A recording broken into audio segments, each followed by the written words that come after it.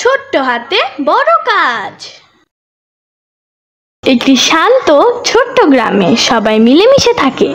সেই গ্রামে থাকতো ৮ বছরের এক মেয়ে, নাম তার মিলি। মিলি সবসময় হাসি খুশি আর সবার সাহায্য করতে ভালোবাসতো। একদিন মিলি গ্রামের পথে হাঁটছিল।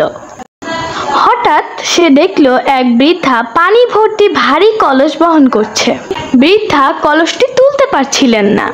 মিলি দৌড়ে গিয়ে বলল, নানি, আমি কি আপনাকে সাহায্য করব? বৃদ্ধা অবাক হয়ে হাসলেন এবং বললেন, তুমি তো ছোট্ট মেয়ে, পারবে কি? মিলি বলল, আসুন আমরা একসাথে চেষ্টা করি। মিলি ও বৃদ্ধা দুইজনে মিলে কলসটা উঠালেন। বৃদ্ধা মিলিকে ধন্যবাদ জানালো এবং বিদায় দিল। সেদিন থেকে গ্রামের সবাই বলতে লাগলো, মিলি ছোট হলেও তার মনটা সোনার মতো।